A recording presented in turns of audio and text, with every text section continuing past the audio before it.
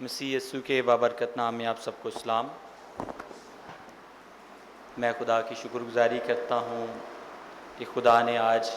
مجھے یہ موقع بخشا کہ میں آپ کے درمیان آ کر خدا کے پاک کلام کی خدمت کر سکوں، اور اس کے بعد میں خدا کے خادم علی جناب ڈاکٹر ڈینیل خادم صاحب کی ساری زمینی زندگی کے لیے خدا کا شکر ادا کرتا ہوں، جن کی وساطت سے یہ کلیسیا خدا نے زمین پر قائم کی، اور پھر عزت مآب پادری یونس جاوید صاحب کا اور آپ کی چرچ کی ساری کمیٹی کا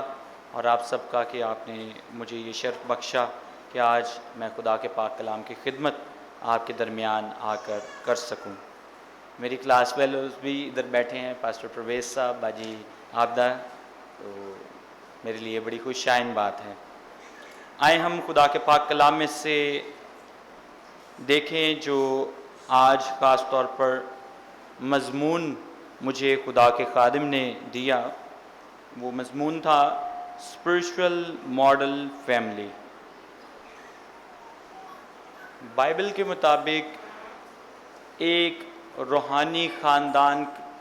کا جو کردار ہے، یا ایک بائبل کے مطابق ایسا خاندان جو روحانی طور پر ہمارے لیے ایک ماڈل ہے، اسپرچول ماڈل فیملی۔ اس کے لیے میرے پاس کچھ ایک حوالہ جات تھے، لیکن میں نے چونکہ تلاوت ایک ہی کی جانی تھی اس لیے ایک ہی حوالہ آپ کو دیا۔ جب میں اس مضمون کے بارے میں سوچ رہا تھا، اسٹڈی کر رہا تھا، تو میرے سامنے کچھ ایک حوالہ جات گزرے جن میں سے میں نے سوچا کہ شاید اس پہ سے مناسب ہوگا، اس پیسج میں سے بولنا مناسب ہوگا، لیکن ان میں سے میں نے پھر ایک سلیکٹ کیا ہے۔ لیکن جو حوالہ جات میرے سامنے سے گزرے ان میں سے میں آپ کو بتانا چاہتا ہوں کہ ایک یرمیہ کی کتاب میں سے تھا، وہ تھا یرمیہ 35واں باب، اس کی 5ویں آیت سے اس کا آغاز ہوتا ہے، یوناداب بن رکاب کا خاندان۔ وہ بھی ہمارے سامنے ایک اسپرچول ماڈل فیملی کے طور پر نظر آتا ہے، جہاں خدا یرمیہ کو بھیجتا ہے اس خاندان کو آزمانے کے لیے، اور یرمیہ سے کہتا ہے کہ جا یوناداب کے گھر میں اور ان کے بیٹوں اور ان کے پورے خاندان کو لے کر آ، اور ہیکل میں ان کے لیے میں کا انتظام کر، اور ان سے کہہ کہ ہیکل کی کوٹریوں میں آ کر میں کوری کریں۔ لیکن جب وہ یوناداب کے گھر جاتا ہے تو یوناداب جو ہے وہ اس بات سے انکار کر دیتا ہے، اور یرمیہ کہتا ہے کہ یہ خدا کا حکم ہے، اور یوناداب جو ہے وہ کہتا ہے کہ ہمارے باپ نے ہمیں میخوری سے منع کیا ہے، میں پینے سے منع کیا ہے، میں کہ بیج بونے سے منع کیا ہے، اس لیے نہ ہم اس کو پیتے ہیں، نہ اس کا بیج بوتے ہیں، اور نہ اس کو بیچتے ہیں۔ اور خدا پھر یرمیہ کی وساطت سے اسرائیل سے مخاطب ہوتا ہے کہ یوناداب جو ہے وہ اپنے زمینی باپ کا اس قدر فرما بردار ہے، لیکن تم اے اسرائیلیو کیوں کر میرے مخالف ہو۔ دوسری چیز جو میں نے دیکھی، جو میری نظر کے سامنے سے گزری، وہ بالخصوص یشوع کی کتاب میں سے اس کے 24ویں باب میں سے تھا۔ وہ یہ تھا کہ جب خاص طور پر یشوع اپنے لوگوں کے درمیان کھڑا ہو کر خطاب کرتا ہے اور ان سے کہتا ہے کہ آج ہی کے دن تم جس کی پرستش کرو گے اس کو اپنے لیے چن لو۔ حالانکہ اس سے پیشتر خدا موسیٰ سے یہ کہہ چکا تھا کہ جب اسرائیلی مصر میں سے نکلیں، نہ تو وہ مصریوں کی طرح مصری دیوتاؤں کی عبادت کریں، نہ ہی جہاں وہ جاتے ہیں یعنی کنعان میں کنانیوں کی طرح عبادت کریں، بلکہ جو احکامات میں آج کے دن تمہیں دیتا ہوں وہ اس طور پر میری عبادت کریں۔ اور اسی بات کو لے کر یشوع اسرائیلیوں سے مخاطب ہوتا ہے اور کہتا ہے کہ آج ہی تم اپنے لیے اس معبود کو جس کی تم پرستش کرو گے چن لو، اب رہی میری اور میرے گھرانے کی بات، ہم تو خداوند ہی کی پرستش کریں گے۔ یہ بھی ایک رول ماڈل ہمارے سامنے اسپرچول فیملی کا نظر آتا ہے کہ کس طور پر خدا اپنے لوگوں کو کے ایمان کو گرمانے کے لیے اپنے سورماؤں کو کھڑا کرتا ہے، اور ان کی وساطت سے لوگ ان کے پیچھے چلتے ہیں اور پھر خدا کے ساتھ گامزن رہتے ہیں۔ اور پھر تیسری مثال جو مجھے نظر آئی وہ تھی امثال کی کتاب، اس کے 31ویں باب میں سے وہ ایک فرضی کہانی ہے جس میں ہمیں ایک خاندان کا ذکر ملتا ہے، اور اس خاندان میں نمایاں یا سگنیفیکنٹ جو پرسنالٹی نظر آتی ہے وہ اس خاندان کی مرد کی بیوی یا بچوں کی ماں ہے، جس کے بارے میں ہم دیکھتے ہیں کہ اس کا شوہر اٹھتا ہے اور اس کی تعریف کرتا ہے، اس کے بیٹے بھی اس کی تعریف کرتے ہیں، اور اس کا شوہر کہتا ہے کہ بتھیرے بیٹیوں نے فضیلت دکھائی لیکن تو سب پر سبقت لے گئی، حسن دھوکہ اور جمال بے ثبات ہے، لیکن وہ عورت جو خداوند سے ڈرتی ہے ستودہ ہوگی۔ یہ بھی ہمیں ایک خاندان کا ماڈل نظر آتا ہے جو ایک کامیاب خاندان ہے، جو ایک خوشحال گھرانہ ہے۔ جب ہم خاندان کے بارے میں پڑھنا شروع کرتے ہیں، غور کرتے ہیں، تو یاد رکھیں کہ مسیحی عقیدہ کے مطابق یا ہمارے ایمان کے مطابق مسیحیت میں، کرسچینٹی میں، خاندان دو اشخاص یعنی مرد اور عورت کے ملاپ سے بن جاتا ہے۔ چرچ جو ہے میاں اور بیوی کے ملاپ سے جو ایک یونٹ بنتا ہے اس کو خاندان کہتے ہیں۔ ہمارے ہاں عمومی طور پر چرچز میں یہ ہوتا ہے کہ اگر ایک خاندان خدا کے گھر میں آتا ہے، پھر خدا ان کو بچے دیتا ہے، پھر وہ اپنے بچوں کی شادیاں کرتے ہیں اور پھر ان کے بھی آگے سے بچے ہوتے ہیں۔ ہماری چرچ ریکارڈ میں عمومی طور پر ابھی ایسٹرن چرچز میں یہی ہے کہ ہم اسے ایک ہی خاندان کنسیڈر کرتے ہیں، جس طرح میرے والد صاحب کا خاندان اور پھر میرے بھائیوں کے خاندان، ابھی تک چرچ میں وہ ایک ہی خاندان کنسیڈر ہوتا ہے۔ لیکن اصل میں چرچ جو خاندان کی تعریف کرتا ہے وہ یہ ہے کہ جو شخص شادی شدہ ہو جاتا ہے، یعنی مرد اور عورت کے ملاپ سے شادی کے بعد وہ ایک الگ خاندان تصور کیا جاتا ہے۔ اور اس کی بہترین مثال ہمیں پیدائش کی کتاب میں ملتی ہے کہ جب خدا خاص طور پر کہتا ہے کہ مرد اور عورت ملیں گے اور وہ ایک تن ہوں گے، اور خاص طور پر وہاں ہمیں خاندان کی تشریح اور ڈیفینیشن کا پہلا جو ہے وہ واقعہ نظر آتا ہے۔ یاد رکھیں کہ خاندان کی ایک ترتیب ہے، بائبل میں خاندان کی ایک ترتیب دی گئی ہے، اور مسیحیت میں رہتے ہوئے مسیحیوں کو اس خاندانی ترتیب کو ضرور جاننے کی ضرورت ہے، ضرور سمجھنے کی ضرورت ہے۔ یونانی زبان میں باپ کے لیے لفظ جو ہے وہ پاٹیر استعمال ہوا ہے۔ میرے یہاں کلاس فیلوز بیٹھے ہیں۔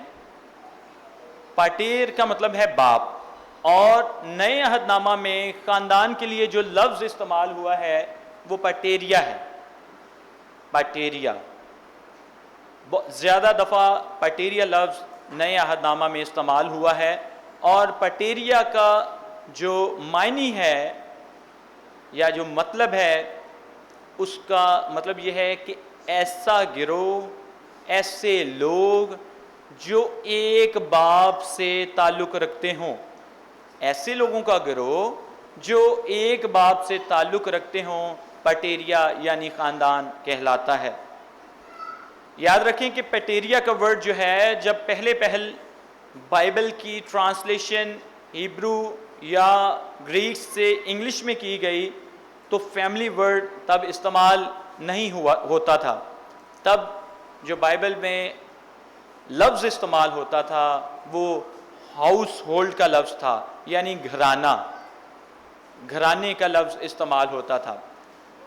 چونکہ فیملی جو ہے وہ مرد اور عورت کے ملاپ یعنی شادی سے بن جاتی ہے خاندان۔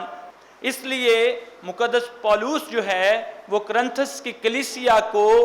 یہ ترتیب بتاتا ہے کہ خاندان کی ترتیب یوں ہے کہ سب سے اوپر ہمارا خدا باپ قادر مطلق، پھر ہمارا نجات دہندہ مسیح یسوع، اور پھر مرد اور پھر عورت، یعنی عورت جو ہے وہ اس کا سر جو ہے وہ مرد ہے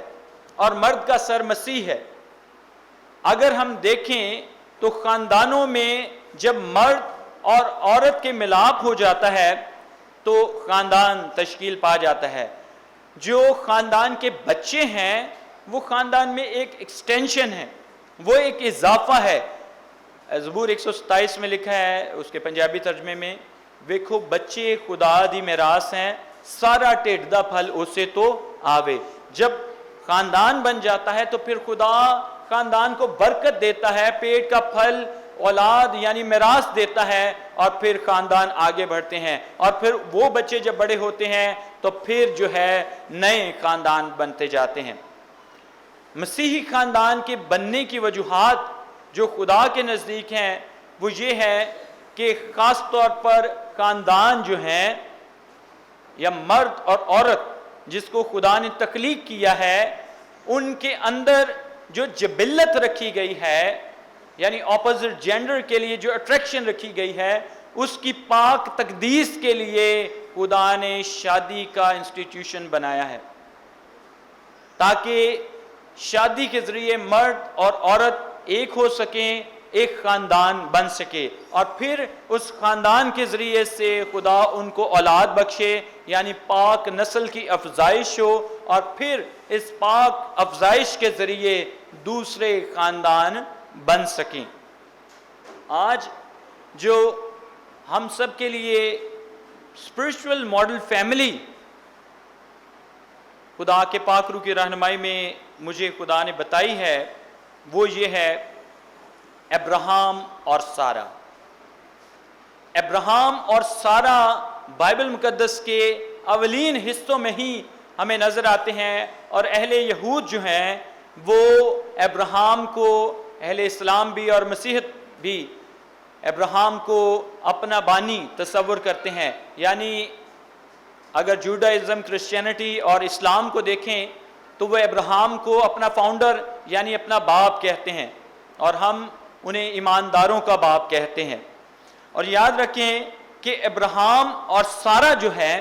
بائبل مقدس میں ہمیں اسپرچول ماڈل فیملی کے طور پر نظر آتے ہیں۔ اگر ہم ان کی زندگی کا بغور مطالعہ کریں بائبل کے مطابق، اس کو باریک بینی سے دیکھنا شروع کریں، تو پھر ہمیں ان کی زندگی میں جو خاص کانٹینٹس ہو گزرے ہیں ان واقعات سے ہمیں نظر آتا ہے کہ ابراہم اور سارہ بطور خاندان کس قدر بلیسڈ تھے، کس قدر اسپرچول تھے، اور کس قدر خدا کی برکت ان پر ٹھہر چکی تھی۔ ابراہم اور سارہ کا ذکر جب ہمیں پیدائش کی کتاب اس کے 12ویں باب میں نظر آتا ہے جو آج تلاوت کی گئی ہے، وہاں ہمیں نظر آتا ہے کہ خدا ابراہم سے، ابراہم جو اپنے خاندان کا سربراہ ہے، اور خاندان کا سربراہ ہوتے ہوئے خدا اس سے بات کرتا ہے۔ یقینی طور پر یاد رکھیں کہ خاندان کا سربراہ جو ہے وہ مرد ہی ہے، بائبل اس بات کی تصدیق کرتی ہے، اور جن خاندانوں میں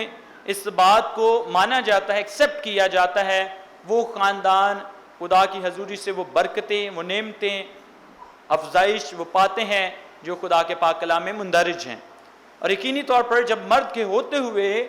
عورت اپنے خاندان کی حکمرانی کو سنبھالتی ہے اور مرد کو پس پردہ کر دیتی ہے، تو پھر خاندان جو ہیں وہ عبرت کی طرف جاتے ہیں، خاندان پستی کی طرف جاتے ہیں، اور خاندان ہلاکت کی طرف جاتے ہیں۔ دوسری صورت میں اگر خاندان کا سربراہ یعنی مرد موجود نہیں ہے، اس صورت میں عورت اپنے خاندان کی کمانڈ کو سنبھال سکتی ہے۔ بچے چھوٹے ہیں، عورت ہی پھر اس صورت میں اپنے خاندان کی کمانڈ سنبھالے گی۔ اگر مرد کے ہوتے ہوئے عورت اپنے خاندان کی کمانڈ کرتی ہے تو پھر یقینی طور پر یہ لمحہ فکری ہے، کیونکہ خدا کا پاک کلام پیدائش کی کتاب میں بھی ہمیں بتاتا ہے کہ خدا نے عورت کو بطور مددگار، اور مددگار کا مطلب جو وہاں ہمیں ملتا ہے، اگر اصل متن میں دیکھیں ہیبرو میں، تو مددگار کے لیے جو میننگ استعمال ہوا ہے وہ ہے ٹریک پر رکھنے والی،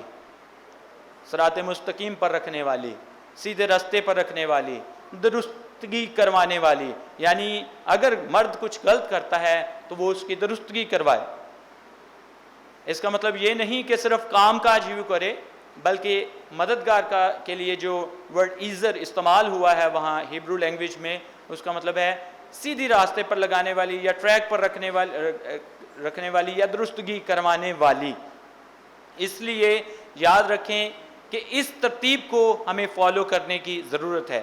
پیدائش کی کتاب 12ویں باب میں جب ہم ابراہیم اور سارہ کا ذکر سنتے ہیں اور خدا ابراہیم سے کہتا ہے کہ تو اپنے رشتہ داروں، اپنے ناطے داروں، اپنے خاندان کو، اپنے ملک کو اور اس علاقے کو چھوڑ کر اس ملک میں، اس علاقے میں، اس زون میں چلے جا جو میں تجھے دکھاتا ہوں، تو یاد رکھیں کہ ابراہیم اس سے پہلے شاید وہ خدا سے واقف نہ تھا۔ خدا کی آواز پر لبیک کہتے ہوئے، اپنی رضامندی دیتے ہوئے، اپنی بیوی، اپنے نوکروں اور اپنے بھتیجے لوط کے ساتھ وہاں سے روانہ ہو جاتا ہے۔ اور جب ہم چوتھی آیت کا مطالعہ کرتے ہیں، پیدائش کی کتاب نکالیں میرے ساتھ پلیز، اس کا 12واں باب، اس کو غور سے پڑھیں۔ آج یقینی طور پر آپ جب اس کو سمجھیں گے تو پھر یقینی طور پر آپ کو برکت ملے گی۔ پیدائش کی کتاب اس کے 12ویں باب کی چوتھی آیت کا جب ہم مطالعہ کرتے ہیں، لکھا ہے، سو ابرام خداون کے کہنے کے مطابق چل پڑا۔ سو ابرام خداون کے کہنے کے مطابق چل پڑا۔ اور یاد رکھیں کہ ابھی اس کا نام ابرام ہے، ابھی اس کو برکت نہیں ملی، ابھی یہ ابراہیم نہیں بنا۔ ہم یعنی میں اور آپ جہاں کہیں بھی ہیں، جہاں کہیں رہتے ہیں، جہاں کہیں جاب کرتے ہیں، جہاں کہیں ہمارے بچے آتے جاتے ہیں، ہماری فیملیرٹی ہے، لوگ جانتے ہیں، ایک دوسرے سے ملتے ہیں، وہ ہمارا کمفرٹ زون ہوتی ہے۔ اور کوئی بھی شخص جو ہے وہ اپنی کمفرٹ زون کو چھوڑنے کے لیے عمومی طور پر تیار نہیں ہوتا ہے، لیکن ابراہیم نہ صرف خود وہاں سے خدا کے کہنے کے مطابق نکل رہا ہے، بلکہ اپنے خاندان کو بھی وہاں سے نکال رہا ہے۔ اور آج کے دور میں جب ہمارے پاس کمپیوٹر ہے، گوگل ہے اور بہت سی ایسی چیزیں ہیں کہ ہمیں جہاں جانے کے لیے کہا جاتا ہے، ہم فوری طور پر موبائل سے، کمپیوٹر سے سرچ کرتے ہیں کہ وہ جگہ کیسی ہوگی، وہاں کا ماحول کیسا ہوگا، وہاں کا علاقہ کیسا ہوگا، وہاں کے لوگ کیسے ہوں گے، وہاں پر انکم سورسز کیسے ہوں گے، سارے معاملات کو جلدی سے جلدی سرچ کرتے ہیں اور جانتے ہیں موسم کیسا ہوگا۔ ایون کہ آج جب ہم گھر سے باہر نکلتے ہیں تو ویدر اپڈیٹ لیتے ہیں کہ پتہ نہیں بارش نہ ہو جائے، تب ایسا کچھ نہیں تھا۔ ابراہیم کو اس جگہ جو خدا نے بتائی یعنی کنعان کا ملک، اس کے بارے میں کچھ پتہ نہیں تھا۔ یہ کسدیوں کی اور یعنی میسوپوٹیمیا کے علاقے کا ایک باشندہ تھا، اور یہاں سے خدا موجودہ عراق یا ترکی کے درمیان یہ علاقہ آتا ہے، یہاں سے خدا اس کو کنعان یعنی ملک فلسطین میں جانے کے لیے کہتا ہے۔ اور وہ چونکہ اس کا والد یعنی تارا جو ہے وہ ایک تاجر تھا، ٹریڈر تھا، اور وہ اپنے باپ کے، ایک تاجر کا بیٹا جو ہے عمومی طور پر ایک کمفرٹیبل لائف گزارتا ہے،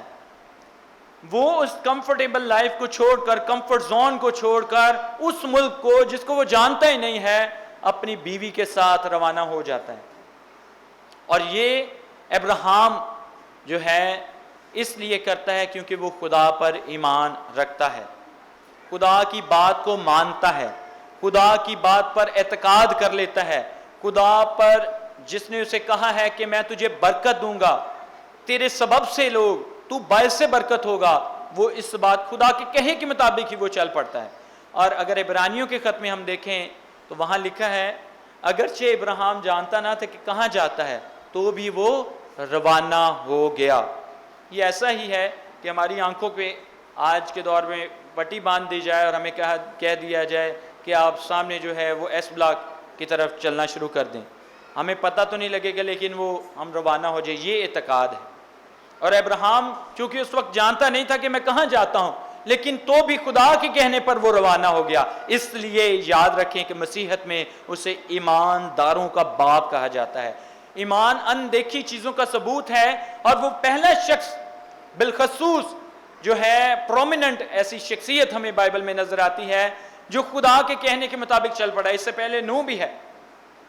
جو خدا کے کہنے کے مطابق 120 سال تک کشتی بناتا رہا ہے، لیکن ابراہیم جو خاص طور پر ان 3 ابراہمک ریلیجنز کا فادر کہلاتا ہے، وہ خدا کے کہنے کے مطابق اس ملک سے ہی روانہ ہو گیا جہاں وہ رہتا تھا، اپنے کمفرٹ زون کو اس نے چھوڑ دیا۔ اس لیے ابراہیم بطور سربراہ خاندان کا ہوتے ہوئے، ابراہیم سارا کا شوہر ہوتے ہوئے، ابراہیم اور سارا جو ہے وہ ایک اسپرچول ماڈل فیملی کے طور پر ہمیں نظر آتے ہیں۔ ابراہیم تابعداری کرتا ہے۔ ابراہیم اور سارا اگر ہم غور کریں تو ابراہیم اور سارا دونوں تابعداری کرتے ہیں، کیونکہ آج کے دور میں اگر دیکھیں، اگر میاں اور بیوی کی کنسنٹ نہ ہو، آپس میں رضامندی نہ ہو، تو عمومی طور پر فیصلہ سازی جو ہے مشکل ہو جاتی ہے، اور اتنا بڑا فیصلہ کہ ایک ملک سے دوسرے ملک میں روانہ ہونا جہاں آپ کو پتہ نہیں ہے۔ اور یہاں ہم دیکھتے ہیں کہ اگر ابراہیم روانہ ہوا ہے تو یقینی طور پر اس کی بیوی اس کے تابع دار تھی، تابع فرمان تھی، اور اس نے اس کی تابع فرمانی کی اور وہ اس کے ساتھ چل دی۔ اور پھر خدا اس کو ابراہیم سے ابراہیم اور اس کو ساری سے سارا بنا دیتا ہے۔ تابع داری کا اگر مطلب دوسرے الفاظ میں دیکھیں تو وہ خدا کے خوف کو مانتا تھا، حالانکہ اس سے پہلے بائبل مقدس میں ہمیں کوئی ایسا خدا کا اور ابراہیم کا انٹریکشن نظر نہیں آتا ہے، لیکن وہ صرف خدا کے ایک ہی دفعہ کہنے کے مطابق وہ تابع داری کرتا ہے، یعنی وہ خدا کے خوف کو مان لیتا ہے۔ اس کو پتا ہے کہ اگر خدا نے کہا ہے تو یہ ہو جائے گا، وہ خدا کے خوف کو مان لیتا ہے۔ یاد رکھیں کہ بائبل میں بے شمار ایسی آیات ہیں جہاں لکھا ہے کہ خدا کا خوف حکمت کا شروع ہے، خدا کا خوف برکت کا شروع ہے، خدا کا خوف جو ہے وہ بڑھوتی کا باعث بنتا ہے۔ دوسری چیز جو ہم خاص طور پر اس میں دیکھتے ہیں، ابراہیم اور سارا بطور خاندان کے طور پر ان کی زندگی میں ہم دیکھتے ہیں، وہ ہے سارا ابراہیم کے حکم میں رہتی تھی اور اسے خداوند کہتی تھی۔ اگر ہم پہلا پطرس اس کے 3 باب کی 6 آیت دیکھیں، میرے ساتھ نکالیں، مقدس پطرس رسول کا پہلا عام خط اس کا 3 باب اور اس کی 6 آیت۔ مقدس پطرس رسول کا پہلا عام خط اس کا 3 باب اور اس کی 6 آیت، یہاں لکھا ہے، چنانچہ سارا ابراہیم کے حکم میں رہتی اور اسے خداوند کہتی تھی۔ سارا ابراہیم کے حکم میں رہتی اور اسے خداوند کہتی تھی۔ یاد رکھیں جس طرح میں نے پہلے بیان کیا، جب وہ وہاں سے روانہ ہونے لگے تو یقینی طور پر سارا کی رضامندی شامل تھی، اس لیے وہ وہاں سے روانہ ہوئے۔ اور یہاں پطرس جو ہے اس بات کی تائید کر رہا ہے کہ سارا جو ہے وہ اپنے شوہر کی سبمیشن میں تھی، وہ کلی طور پر اپنے شوہر کے تابع تھی، تابع فرمانی میں تھی، اور اس لیے وہ اسے خداوند کہتی تھی۔ لفظ خداوند کے لیے جو انگریزی زبان میں لفظ استعمال ہوا ہے لارڈ، لارڈ عام طور پر سر کے لیے یا انگلش کلچر کے مطابق سر کو لارڈ کہا جاتا تھا، آج بھی عدالتوں میں لفظ لارڈ استعمال کیا جاتا ہے، سر کہہ لیں، جناب کہہ لیں، اس کی انگلش لارڈ ہے۔ لیکن اگر خدا کے لیے لارڈ استعمال ہو تو وہ کیپٹل لیٹر یعنی ایل کیپٹل آئے گا، پھر ORD، یا اگر آپ دا لارڈ لکھیں گے.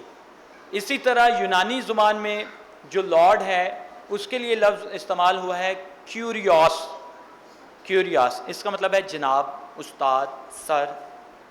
لیکن جو خدا کے لیے لفظ کیوریوس استعمال ہوا ہے اس کو دا لارڈ یعنی ہو کیوریوس کے ساتھ، یعنی ڈیفینیٹ آرٹیکل کے ساتھ. دو آرٹیکلز ہیں آ اور دا، اس لیے دا کیوریوس یا ہو کیوریوس کے ساتھ اس کو بیان کیا گیا ہے. یہاں پہ جو لفظ خداوند استعمال کیا گیا ہے میں آپ کو یہ بتانا چاہتا ہوں کہ وہ اسے خالق خدا نہیں سمجھتی تھی، قادر مطلق خدا نہیں سمجھتی تھی، لیکن سبمیشن کے طور پر، تابع فرمانی کے طور پر اسے خداوند کہتی تھی، جس کا مطلب ہے سر، جناب، آقا. اس لیے یہاں لفظ سر استعمال کیا گیا ہے. سارہ کی تابع فرمانی کی وجہ سے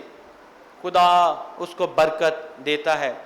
یقینی طور پر ابراہیم بھی ایک طرف تابع دار ہے، ایماندار ہے، لیکن اس کی بیوی بھی اس کے شانہ بشانہ اس کے ساتھ چلتی ہے. اس لیے یہ ہمیں بطور اسپرچول ماڈل فیملی نظر آتی ہے.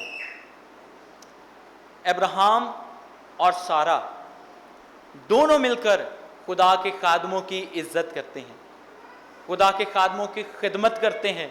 خدا کے خادموں کی آؤ بھگت کرتے ہیں، خدا کے خادموں کی خاطرداری کرتے ہیں، خدا کے خادموں کی تکریم کرتے ہیں. میرے ساتھ نکالیں پیدائش کی کتاب، اس کا 18واں باب اور اس کی خاص طور پر 8ویں آیت. پیدائش 18واں باب، وہاں میں 3 اشخاص یعنی 3 فرشتوں کا ذکر ملتا ہے. بعض لوگ اسے تثلیث سے بھی یہاں تشبیہ دیتے ہیں.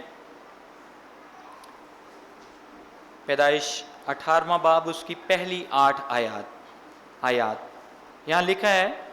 پھر خداوند ممرے کے بلوتوں میں سے اسے نظر آیا، وہ دن کو گرمی کے وقت اپنے خیمہ کے دروازہ پر بیٹھا تھا. کون بیٹھا تھا؟ ابراہیم. اور اس نے اپنی آنکھیں اٹھا کر نظر کی اور کیا دیکھتا ہے کہ 3 مرد اس کے سامنے کھڑے ہیں. وہ ان کو دیکھ کر خیمہ کے دروازہ سے ان کو ملنے کو دوڑا. وہ زمین تک جھکا اور کہنے لگا، اے میرے خداوند، اگر مجھ پر آپ نے کرم کی نظر کی ہے تو اپنے خادم کے پاس سے چلے نہ جائیں، بلکہ تھوڑا سا پانی لایا جائے اور آپ اپنے پاؤں دھو کر درخت کے نیچے آرام کریں. میں کچھ روٹی لاتا ہوں، آپ تازہ دم ہو جائیں تب آگے بڑھیں، کیونکہ آپ اسی لیے اپنے خادم کے ہاں آئے ہیں. انہوں نے کہا، جیسا تو نے کہا ہے ویسا ہی کر. اور ابراہیم ڈیرے میں سارہ کے پاس دوڑا گیا اور کہا کہ 3 پیمانہ باریک آٹا جلد لے اور اسے گوندھ کر پھلکے بنا. اور ابراہیم گلہ کی طرف دوڑا اور ایک موٹا تازہ بچڑا لا کر ایک جوان کو دیا اور اس نے جلدی اسے تیار کیا. پھر اس نے مکھن اور دودھ اور اس بچڑے کو جو اس نے پکوایا تھا لے کر ان کے سامنے رکھا، اور آپ ان کے پاس درخت کے نیچے کھڑا رہا اور انہوں نے کھایا. یہاں ہمیں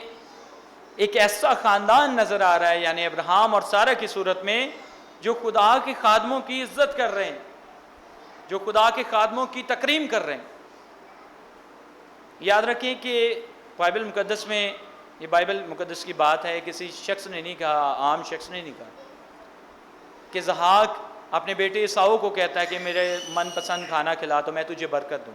کھانے کا برکت کے ساتھ بہت زیادہ تعلق ہے، اور بالخصوص جب آپ اپنے بزرگوں کو، چاہے وہ آپ کے خاندان کے بزرگ ہیں، چاہے وہ آپ کی کلیسیا کے بزرگ ہیں، جب آپ ان کی خدمت کرتے ہیں، آپ ان کی خاطرداری کرتے ہیں، تو یاد رکھیں کہ یہ خدا کے مطابق آپ خدا کی تکریم کرتے ہیں. آپ اپنے لیے برکت کے دروازوں کو کھولتے ہیں. آپ اپنے لیے خاص طور پر ان ڈیزائرز کو،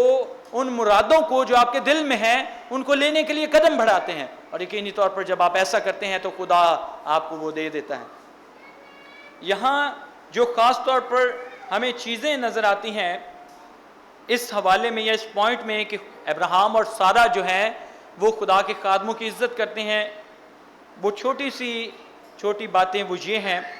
ابراہیم، سب سے پہلے بات ہے، آج کے دور میں اگر خدا کا خادم کسی کو نظر آ جائے تو لوگ بعض اوقات اپنا رستہ بھی بدل لیتے ہیں، وہ یار پادری صاحب آ گئے نہیں یار، ٹھیک ہے. لوگ شاید کہتے ہیں کہ یار ہدیہ دینا پڑے گا، شاید چائے پلانی پڑے گی، شاید کھانا کھلانا پڑے گا. لوگ دروازہ بھی نوک ہوتا ہے، خادم آئے ہیں آپ کی کلیسیا کے. عمومی طور پر میں یہ یہاں بات واضح کرنا چاہتا ہوں، آج کل کچھ لوگ ایسے بھی ہیں جو بن بلائے بھی آ جاتے ہیں، ان سے بھی آپ ضرور خبردار رہیں، کیونکہ وہ بعض کا نقصان پہنچانے کی غرض سے بھی آئے ہوتے ہیں. آپ کی کلیسیا کے خادم کی بات کر رہا ہوں جو چرواہا آپ پر مقرر کیا گیا خدا کی طرف سے. ابراہیم ان کو دیکھ کر ان کی طرف دوڑا ہے، اور چونکہ اس وقت میں ایک کوئی پاسبان مقرر تو تھا نہیں، نہ کلیسیا نہ چرچ کا رواج تھا، اس لیے وہ خدا کے خادم جانتے ہوئے ان کی خدمت کی غرض سے ان کی طرف دوڑا ہے. آج میں اور آپ اس پیرائے میں اپنے آپ کو دیکھیں ذرا کہ کیا میں خدا کے خادموں کے لیے یہ جذبہ رکھتا ہوں. خدا کا خادم ابراہیم جو ہے وہ خادموں کی عزت کے لیے دوڑا ہے اور زمین تک جھکا ہے، یعنی عزت کے لیے سلام کیا ہے ان کو، زمین تک ان کے آگے جھکا ہے. اور پھر جو اگلی چیز ہم دیکھتے ہیں کہ ان کی خاطرداری اور خدمت کے لیے درخواست کی ہے. ان سے کہا ہے کہ آپ جہاں کہیں بھی جا رہے ہیں پلیز میری طرف رکیں، کوئی پانی چائے کھانا پلیز. اور اس زمانے میں جو عزت اور تکریم کا آغاز تھا، کسی مہمان کی عزت اور تکریم کا آغاز ہوتا تھا، وہ اس مہمان کے پاؤں دھونے سے کیا جاتا تھا. ارے ابراہیم ان سے کہہ رہا ہے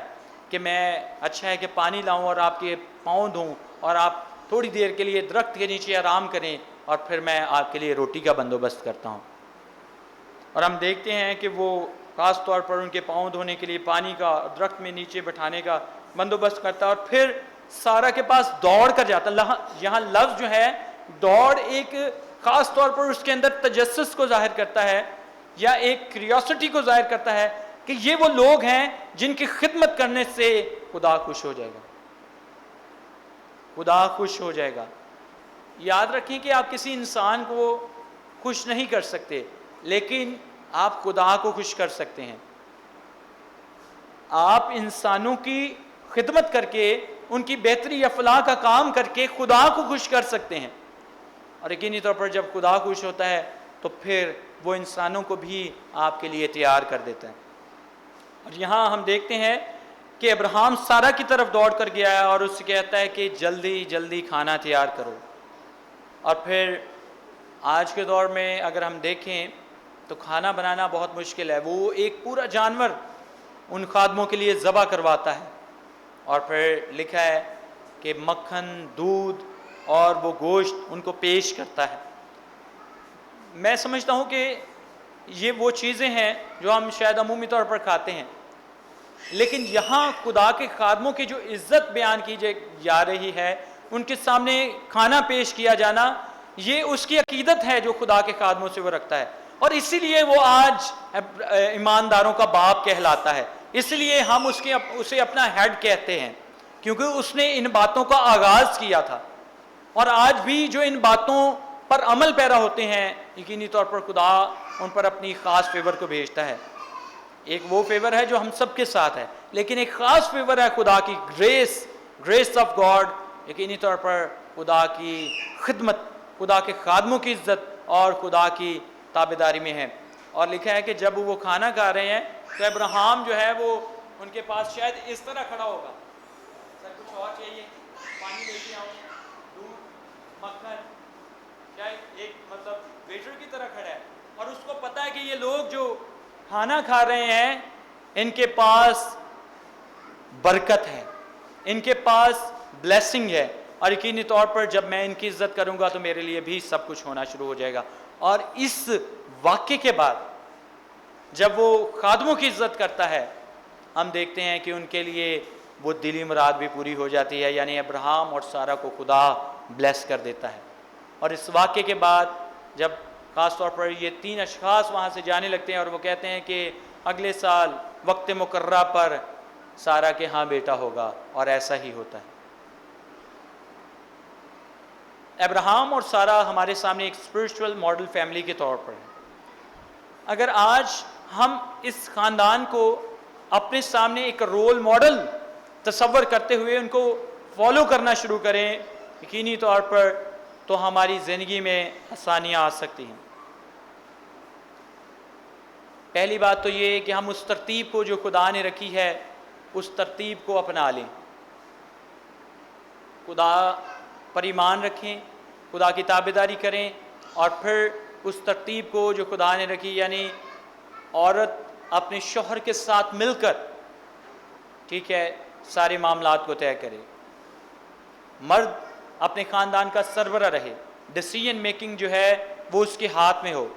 ود ان روم، چار دیواری کے اندر آپ مشورت کریں، آپ مشورہ کریں، لیکن جب دنیا کے سامنے جانا ہے،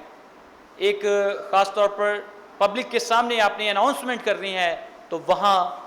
مرد جو ہے وہ ڈیسیژن میکنگ کا رول ادا کرے۔ یہ برکت کی بات ہے، اور جو لوگ یقینی طور پر اس کو سمجھ جائیں گے، اپنا لیں گے، وہ برکت کا دروازہ کھول لیں گے۔ دوسری چیز جو ہم نے دیکھی کہ انہوں نے اپنا کمفرٹ زون چھوڑا ہے۔ ہمیں بھی آج، میں یہ نہیں کہہ رہا کہ ہمیں اس علاقے سے نکل جانا چاہیے، یا جو خدا ہماری زندگی میں کرتا ہے خدا کی آواز کو سنیں۔ بعض کا ہمیں خدا کی آواز سمجھ نہیں آتی کہ خدا کیا کہہ رہا ہے، تو پھر خدا کے خادموں کے پاس آئیں۔ سیمویل کو بھی جب خدا نے بلایا تو اس کو سمجھ نہیں تھی آتی، وہ چھوٹا تھا، مطلب یہ کہ اس کو سمجھ نہیں تھی آ رہی کہ کیا کروں، وہ اپنے استاد کے پاس آتا ہے، اور جب استاد بھی اچھے ہوں تو پھر خدا ہمارے ساتھ مل جاتا ہے۔ ایلی کائن کہتا ہے کہ اب جب تجھے آواز آئے تو کہنا کہ خداوند تیرا بندہ حاضر ہے۔ اگر آپ کو بھی خدا آج کچھ کہہ رہا ہے، آپ کو سمجھ نہیں آ رہی ہے، آپ کی رویا، آپ کے خواب، تو آپ خدا کے خادم کی طرف آئیں اور خداوند سے کہیں کہ خداوند تو مجھے بتا کہ تو کیا چاہتا ہے۔ اور اگر یقینی طور پر خدا آپ کو ابراہیم اور سارہ کی طرح کہیں بھیجتا ہے تو پھر اس کو ایکسیپٹ کریں، رضامندی کے ساتھ اس طرف چل پڑیں، تو یقینی طور پر آپ برکت پائیں گے۔ اس کے بعد خاص طور پر عورتوں کے لیے، ہماری بہنوں کے لیے، کہ ہم اگر عورت ہیں تو اپنے شوہر کے تابعدار اور فرما بردار رہیں۔ میری وہ بہنیں جن کی ابھی شادی نہیں ہوئی، اور وہ بہنیں یا جو یہاں خواتین بیٹھی ہیں، یاد رکھیں کہ جب آپ شادی شدہ بندھن میں ہیں تو اپنے شوہر کے تابع رہیں، اور وہ بہنیں جو ابھی شادی شدہ ہونے والی ہیں وہ بھی اس بات کو یاد رکھیں کہ آپ برکت کو اس طور پر حاصل کر سکتی ہیں۔ اور چوتھی چیز جو اس خاندان سے ہم دیکھتے ہیں کہ خدا کے خادموں کو اپنی زندگیوں میں عزت دیں، ان کو وقت دیں، ان کو اپنے گھر میں بلائیں، ان کی خاطرداری کریں۔ یقینی طور پر جب خدا کا خادم آتا ہے تو خدا آپ کے گھر میں آتا ہے، اور خدا آپ کے گھر میں آتا ہے تو یاد رکھیں جو مالک ہے، جو خالق ہے، جب وہ خود آپ کے درمیان میں بیٹھا ہے تو پھر کسی چیز کی ہمیں فکر کرنے کی ضرورت نہیں۔ ایک دفعہ ذرا فرض کر لیں کہ ہمارے درمیان یہاں پرائم منسٹر آ جائے اور ہم کہیں کہ سر ہمارے لوگوں کو بڑی پریشانی ہے، ہمیں سیکیورٹی کا مسئلہ ہے، چرچز میں ہماری گلیاں خراب ہیں، ہمارے بچوں کے پاس جابز نہیں، یہاں یونیورسٹی نہیں ہے، کالج نہیں ہے، اسکول نہیں ہے، تو پرائم منسٹر تو ملک کا بادشاہ ہے، وہ تو within no time order جاری کرے گا اور سارا کچھ ہونا شروع ہو جائے گا۔ تو یاد رکھیں کہ جب خدا خود ہمارے درمیان موجود ہے تو کیوں کر ہم برکت کو نہ پا سکیں گے۔ یہودی ربی اس بات کو کہتے ہیں کہ اسرائیل جب مصر کے اندر غلامی میں تھے، 400 یا 430 برس کی غلامی وہاں انہوں نے کاٹی ہے، اور وہاں سے یہودی ربی، یہ ان کے ہاں کہاوت ہے کہ وہاں سے خدا کا گزر ہوا اور خدا نے اسرائیل پر نظر کی، اور خدا کو اسرائیل سے محبت ہوئی۔ اور یہودی اگر کلچر میں ہم دیکھیں تو یہودی جو کلچر میں خاص طور پر دولہے کا دوست جو ہے شادی کے بعد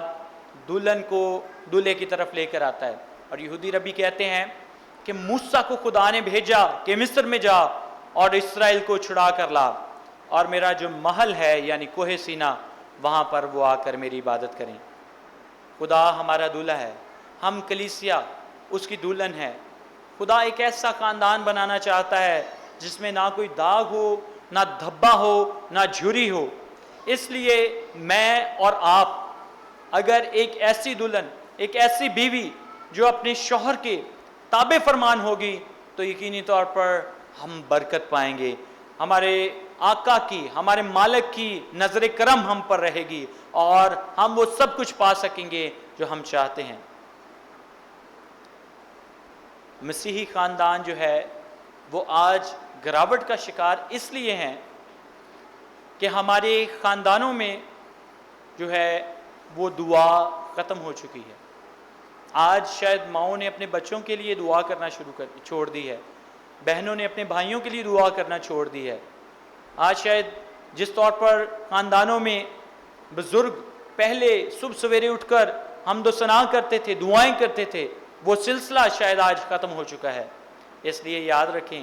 کہ ہمیں ان سلسلوں کو دوبارہ سے شروع کرنے کی ضرورت ہے۔ ہمیں خدا پر دوبارہ سے اپنے ایمان میں تجدید کی ضرورت ہے۔ ہمیں تابعداری اور اس کے خوف کو ماننے کی ضرورت ہے۔ ہمیں اپنے کمفرٹ زون کو اس کی رضا کے لیے چھوڑنے کی ضرورت ہے۔ ہمیں ایک اچھی دلہن ہوتے ہوئے بطور کلیسیا اس کی تابع فرمانی کی ضرورت ہے۔ اور جب یقینی طور پر ہم ایسا کریں گے تو آسمان جو ہے، جو اس کا اچھا خزانہ ہے، ہمارے لیے کھل جائے گا، اور پھر آسمان سے ہمارے لیے تازگی کے دن آئیں گے۔ کلیسیا جو آج مشکل اور پریشانی کا شکار ہے، یاد رکھیں کہ اس میں کہیں نہ کہیں ہماری اپنی غلطیاں ہیں یا گناہ ہیں۔ جس طرح ابھی ہماری بہن جو یہاں پریزائڈنگ کر رہی تھی کہہ رہی تھی کہ جب بھی پاکستان میں اظہار ثانیہ ہوتی ہیں تو اس کے بعد ایک خاص بیداری کی لہر پیدا ہوتی ہے۔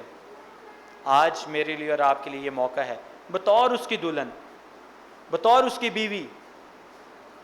اپنے آپ کو اس کے تابع کر دیں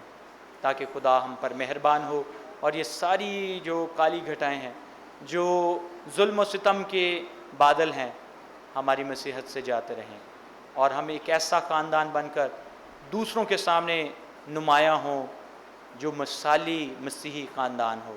اور ہم یقینی طور پر دوسروں کے لیے بھی برکت کا باعث ہوں۔ خداوند اس پاک کلام کے وسیلہ سے مجھے اور آپ کو بڑی برکت بخشے، آمین۔